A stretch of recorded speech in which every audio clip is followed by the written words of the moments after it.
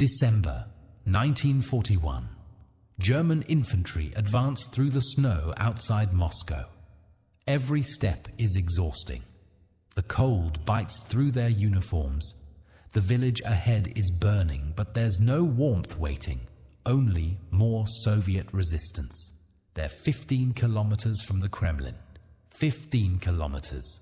9 miles. Close enough to see it through binoculars on a clear day, but they'll never make it. Supply lines are failing, reinforcements aren't coming, and within days, a massive Soviet counteroffensive will throw them back hundreds of kilometers. But here's the question. What if these soldiers had backup? What if every German aircraft fighting over Britain was here instead? What if every panzer division stuck in the North African desert was supporting this advance? What if Germany had focused everything, every resource, every soldier on defeating the Soviet Union? Could Nazi Germany have won? The answer reveals something shocking about how wars are actually decided. And it's not what you think. Before we dive in, pause for a second and make a prediction. Nazi Germany versus the Soviet Union. 1-on-1. No Britain. No America. No distractions. Who wins? Keep that answer in your head, because by the end of this video, you might change your mind. If you're into history that digs into economics and power instead of just battles and generals, hit subscribe. Let's set the rules. What stays the same? September 1939. Germany invades Poland. The war begins exactly as it did historically. June 22nd, 1941. Operation Barbarossa launches. 3 million German soldiers cross into Soviet territory, the largest invasion in human history. Adolf Hitler is still in command. Same ideology, same ambitions, same genocidal objectives. What changes? Summer 1940. The Battle of Britain never happens. The Luftwaffe doesn't lose nearly 1,900 aircraft and 2,700 experienced aircrew over England. February 1941. Erwin Rommel never gets sent to North Africa. The Afrika Korps, those elite panzer divisions, they stay in Europe. December 11th, 1941. Hitler doesn't declare war on the United States. Germany never adds the world's largest industrial economy to its list of enemies. No Western Front, no Mediterranean campaign, no Atlantic Wall, no strategic bombing of German cities. Everything Germany has goes east. This is Hitler's fantasy scenario, a single front war against Bolshevism. No distractions, total focus. The question is simple. Does it work? Let's do the math. From avoiding the Battle of Britain, between July and October 1940, the Luftwaffe threw everything it had at England. The goal was to destroy the Royal Air Force and prepare for invasion. It failed.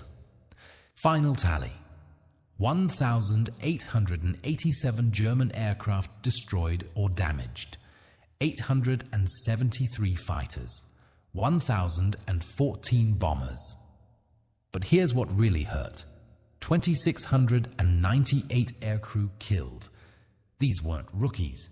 These were veteran pilots who'd flown in Poland and France. Irreplaceable.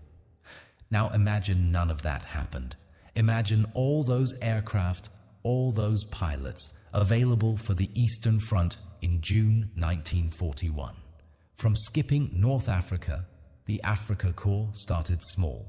February 1941, the 5th Light Division arrives in Libya. April 1941, the 15th Panzer Division joins them. By August, the 5th Light Division is redesignated the 21st Panzer Division.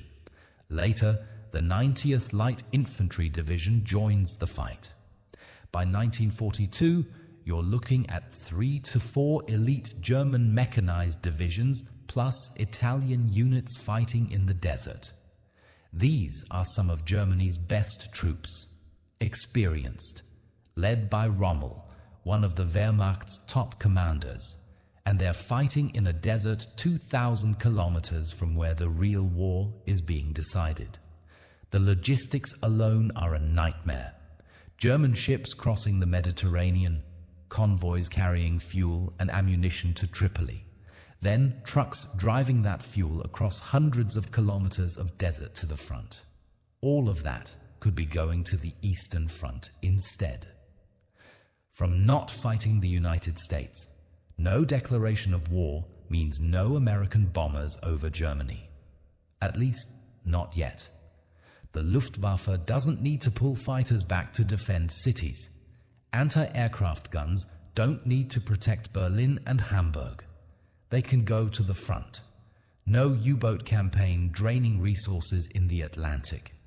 Those crews, those submarines, could be used elsewhere.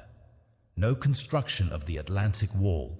No concrete bunkers lining the French coast. Those engineers, that concrete, could be fortifying positions in Russia. The calculation: add it all together, and Germany gains roughly 20 to 30% more effective combat power for Operation Barbarossa. About 1,900 additional aircraft for air support and ground attack. 3 to 4 elite mechanized divisions not stuck in North Africa. Thousands of tons of fuel and ammunition not wasted crossing the Mediterranean. With those advantages, the invasion of the Soviet Union looks very different. But how different? Moscow, December 1941. In our timeline, German forces reached the outskirts of Moscow. Some units got within 15 kilometers. Soldiers reported they could see the Kremlin through their field glasses, but they never got closer. Why? The Red Army counterattacked. German supply lines were stretched to breaking. Troops were exhausted and freezing. The Soviet winter had arrived. The offensive stalled, then it was pushed back. But here's the thing. This battle was decided by razor-thin margins. German commanders pleaded for reinforcements. Just a few more divisions, they said. Just a bit more air support. In our scenario, they have it. Those extra divisions from Africa. Those Luftwaffe squadrons that historically fought over Britain. They're all here now in December 1941 outside Moscow. With 20 to 30% more combat power, Germany doesn't stall. Germany breaks through. Moscow falls. Leningrad, early 1942. In our timeline, Leningrad endured an 872-day siege. It was cut off, starved, bombarded, but it never surrendered. The siege lasted from September 1941 to January 1944. But in this scenario, Germany has forces that historically fought in Britain and Africa. A focused assault in early 1942 with fresh divisions breaks through. Leningrad falls, the Caucasus, summer 1942. Now we get to the real prize, Baku, the oil fields of Azerbaijan. In 1941, Baku produced 23.5 million tons of oil. During the entire war, it supplied 75 million tons to the Soviet military. Roughly 70 to 75% of all Soviet oil, around 80% of its gasoline, and about 90% of its motor oils came from the Caucasus, especially Baku. Without Baku, the Red Army stops moving. Soviet tanks run out of fuel. Soviet aircraft are grounded. Here's how critical this was. During the Battle of Stalingrad alone, the Red Army burned through about 149,000 tons of fuel, much of it coming from Baku. German forces, by contrast, entered that battle already short of fuel and never had meaningful reserves. In our timeline, Germany's 1942 offensive, codenamed Case Blue, aimed straight for the Caucasus. It came close. German forces reached the outskirts of Grozny, but they never took Baku. Why? They didn't have enough troops. Resources were divided. North Africa was pulling divisions away. The Luftwaffe was defending Germany from British bombers. In our scenario, none of those distractions exist. Summer 1942. With full force concentrated on the Caucasus, Germany captures the oil fields. Take a step back and look at the map. Late 1942 in this timeline. Moscow, fallen. Stalin's government has evacuated east, maybe to Sverdlovsk or beyond the Urals. Leningrad, captured. The entire northern front is secure. The Caucasus, in German hands. 23.5 million tons per year of oil now fuels Wehrmacht tanks instead of Soviet ones. Germany controls everything west of the Urals. It looks like total victory. But then something becomes clear. Something Germany's generals didn't fully understand when they planned Barbarossa. Here's what Germany couldn't account for. The factories moved. Between July and November 1941, as German forces were advancing, the Soviet Union executed one of the most ambitious logistical operations in history. 1,523 factories. Entire industrial plants, disassembled, loaded onto trains, shipped east to the Ural Mountains. Workers went with them. Machines went with them. In total, more than 10 million people were evacuated east along with those factories. Workers, engineers, and their families. Entire cities were effectively picked up and replanted beyond the Urals. They set up these factories in places like Sverdlovsk, Chelyabinsk, Nizhny Tagil, towns that most Germans had never heard of, cities beyond the reach of the Luftwaffe. By 1943, these factories were running at full capacity. And here's what they were producing. The production numbers. Soviet tank production, 1942, 24,500 tanks. German tank production, 1942, 9,300 tanks. That's nearly 3 times more tanks. The Soviets were outproducing Germany almost 3-1. Soviet aircraft production, 1942, 25,400 aircraft. German aircraft production, 1942, 15,400 aircraft. Even with all of Europe's resources, Germany was being outproduced, and that gap kept growing. The space problem, distance from Moscow to the Urals, 1,400 kilometers. German logistics were already breaking down at Moscow. Supply lines stretched across devastated Soviet infrastructure. Soviet trains ran on a different rail gauge than German trains. Roads turned to mud in spring and fall. Even with Moscow captured, even with the Caucasus secured, the war isn't over. Soviet production continues. Soviet armies regroup beyond the Volga. The Red Army can trade space for time, pulling German forces deeper and deeper into an endless landmass. Germany can build a defensive line at Moscow and the Caucasus, but it can't push further east. The distances are impossible. The logistics don't work. By late 1942, Germany has won territory. It controls the most populated parts of the Soviet Union. But it hasn't won the war. And now we have to ask a different question. Can the Soviet Union, even with production beyond the Urals, push Germany back? Because there's something critical we haven't talked about yet. Something that, in our timeline, made all the difference. December 11th, 1941. 4 days after Pearl Harbor, Adolf Hitler declares war on the United States. It's one of the most catastrophic strategic decisions of the war. Germany just added a nation with 10 times its industrial capacity to the list of enemies. But in our scenario, that never happens. No declaration of war. No American entry into the European theater. And most importantly, no American lend-lease to the Soviet Union. Let's talk about what that actually means. Trucks. This is the critical factor, the thing most people don't think about. During the war, the United States sent 427,284 trucks to the Soviet Union. Think about that number. Over 400,000 trucks. Why does this matter? The Soviet Union could build tanks. Those factories beyond the Urals were churning out T-34s by the thousands. But Soviet truck production was minimal, barely enough for basic logistics.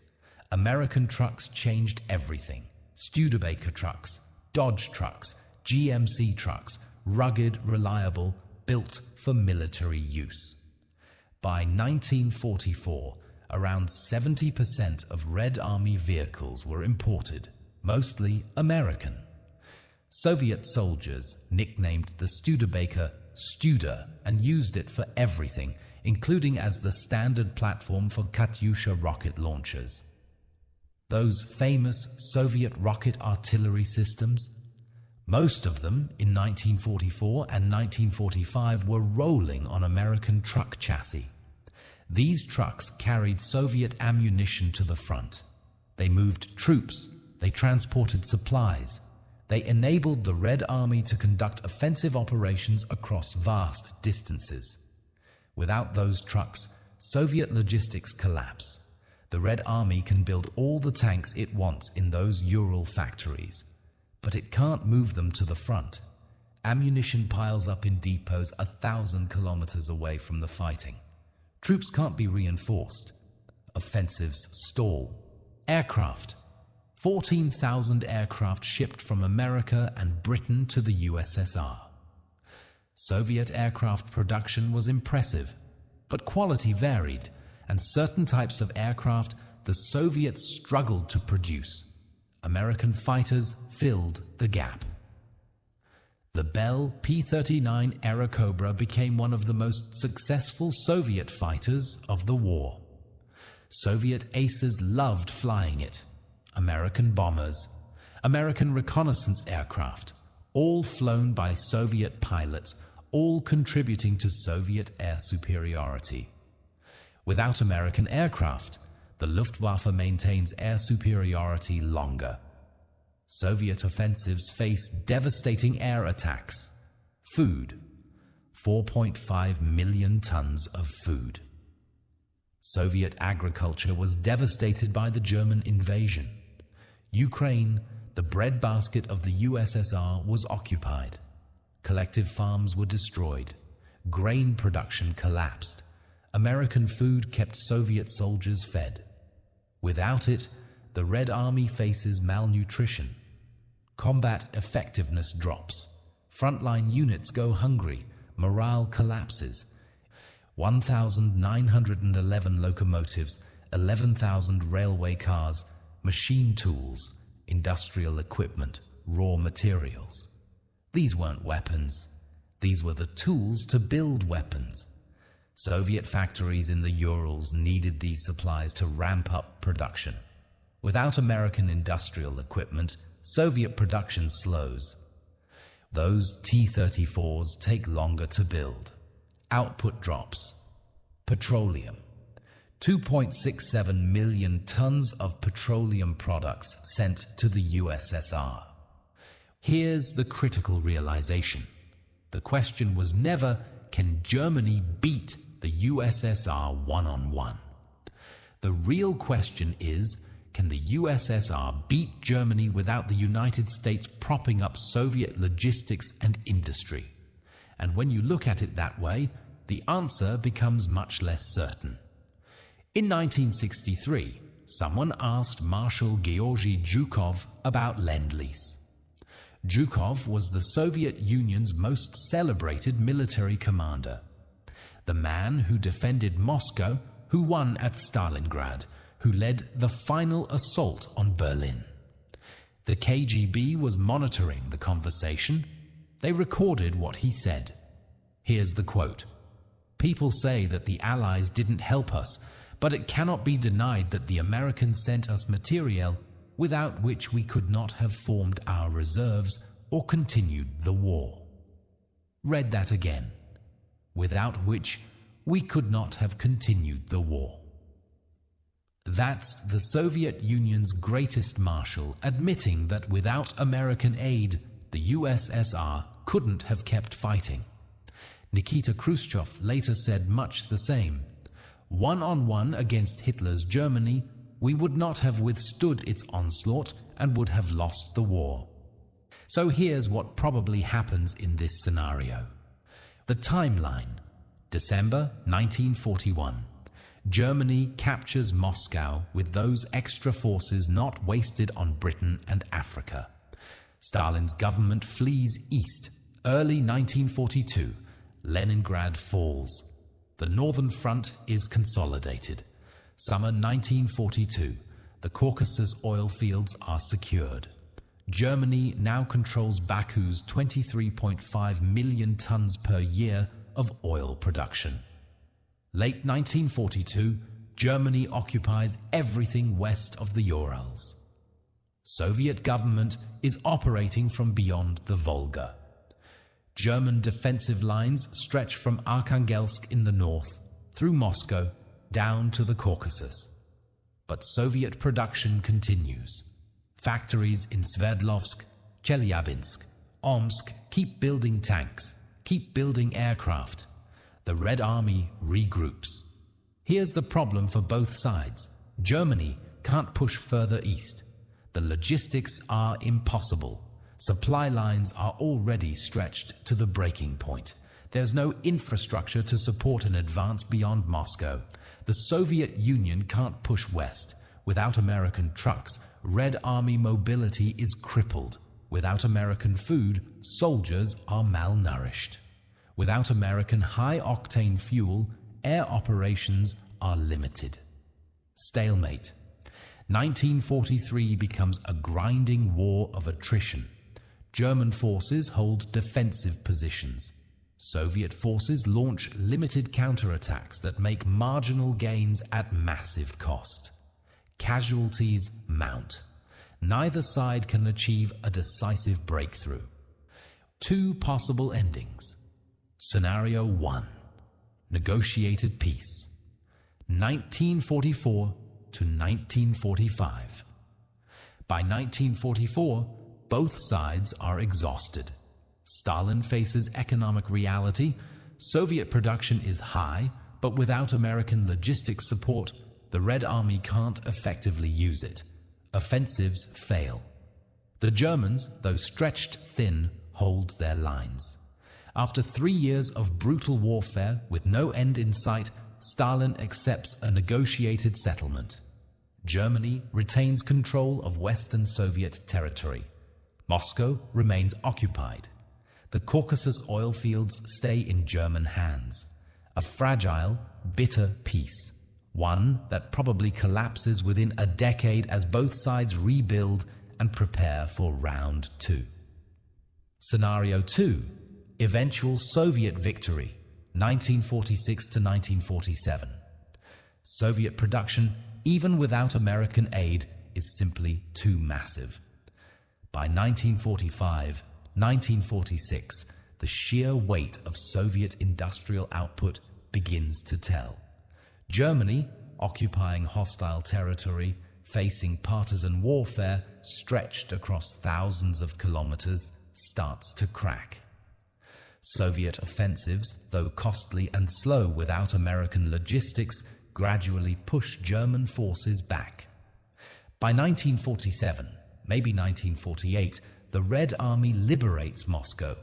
The war ends with Soviet victory, but the cost is catastrophic, 2 to 3 years longer than in our timeline, millions more dead on both sides. The Soviet Union is economically devastated. Europe is in ruins even worse than historically. The fundamental truth: this was never a war that Germany could win through tactics. It wasn't about operational brilliance, though there was plenty of that on both sides. It wasn't about ideology, though that drove the brutality. It wasn't even about courage, though millions of soldiers on all sides showed incredible bravery. This was a war of production. Factories versus factories, resources versus resources. The side that can build more tanks, more planes, more trucks, more bullets wins. In our timeline, that side was the Soviet Union plus the United States. Remove the United States, the calculation changes dramatically. The Soviet Union still probably wins. Its industrial base beyond the Urals was vast. Its willingness to absorb casualties was unmatched. The space it could trade for time was infinite. But victory would take years longer, cost millions more lives. And the outcome in late 1942 would be far from certain. What this reveals: World War II wasn't won by generals or tactics or ideologies. It was won by economics. American trucks moved Soviet armies. American fuel flew Soviet aircraft. American food fed Soviet soldiers. American industrial equipment built Soviet tanks. The Soviet Union bore the main combat burden. That's undeniable. Soviet soldiers fought and died in numbers that stagger the imagination. But American economic power made Soviet victory possible. And it made that victory happen in 1945 instead of 1947 or later. Production capacity matters more than tactical genius. Industrial might matters more than military doctrine. The nation that can outproduce its enemies wins. In 1941, that nation was the United States. Here's my question for you. If Nazi Germany had focused everything on the Soviet Union and the United States never entered the war, could the USSR have won without American Lend-Lease? Drop your answer in the comments, because I guarantee you people are going to disagree. And that's where the best discussions happen. This isn't just about World War II. This is about how wars are decided, not by tactics, not by generals, by economics and production capacity. If this changed how you think about history, hit that like button. Subscribe for more deep dives into power, economics, and the systems that actually shape the world. Thanks for watching.